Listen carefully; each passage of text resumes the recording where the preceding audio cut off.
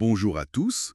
Aujourd'hui, on plonge dans un livre assez fondamental, Logique, volume 2, méthode formelle pour l'étude des programmes. C'est de Paul Gauchet et Pascal Gribaumont, publié en 1994 chez Hermès. Un ouvrage qui pose des bases importantes, je crois. Ah oui, tout à fait. Un livre marquant pour comprendre comment on peut appliquer, disons, la rigueur de la logique au monde du code.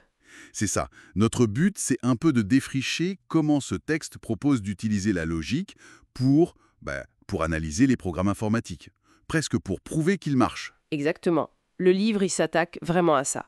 Comment raisonner formellement sur ce que fait un programme. Comment il transforme les données. Comment prouver qu'il est correct. C'est essentiel, hein, surtout quand on pense à la complexité des logiciels aujourd'hui.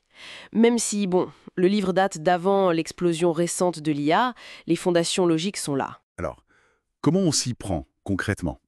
Le livre, il explore plusieurs pistes si on regarde la table des matières.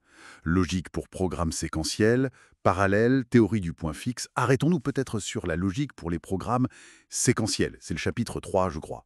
J'ai vu passer des choses comme la logique de Hoare. Oui, les triplettes de Hoare, c'est une notion clé, très bien présentée dans le livre.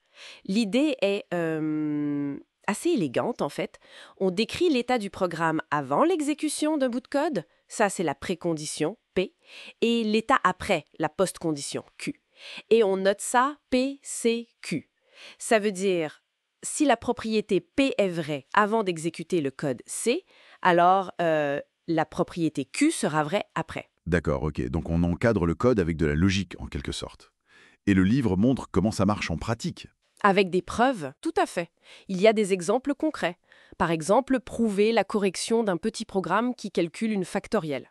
Ou un algorithme de tri par insertion, je crois qu'il y a ça aussi. Ah oui, je vois.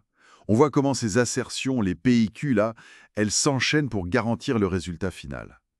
C'est ça l'idée. Et tout l'intérêt. Utiliser la logique pour prouver qu'un programme fait ce qu'il est censé faire. Et ça, quelles que soient les données d'entrée, bien sûr, ça passe par définir la sémantique des instructions, comment on gère les variables, les tableaux aussi. Les tableaux, oui, c'est souvent là que ça se complique. Exactement. Et il y a un autre outil crucial, surtout pour les boucles, les invariants. Les invariants de boucle. Le livre détaille bien ça. Donc on passe vraiment d'une programmation un peu à l'intuition, où on teste et on croise les doigts, à une approche beaucoup plus rigoureuse, quasi mathématique. C'est ça. Ce travail de formalisation, c'est vrai, ça peut être long et très détaillé.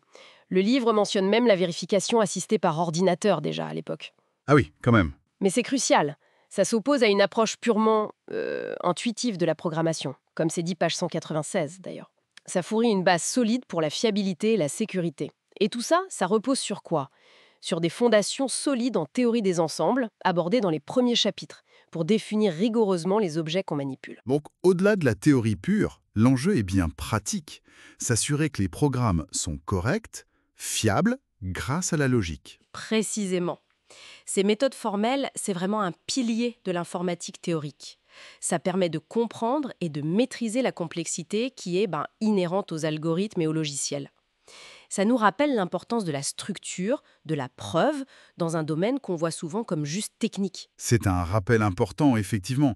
Même si les outils ont évolué, l'idée de base de la rigueur logique reste fondamentale. Tout à fait. C'est une base pour construire des systèmes plus robustes, plus sûrs. En fin de compte, ce livre nous montre que derrière le code, il y a ou il devrait y avoir une logique solide. Ça donne à réfléchir sur notre propre rigueur, même au-delà de la programmation. À bientôt et n'oublions pas que nous ne sommes pas des algorithmes.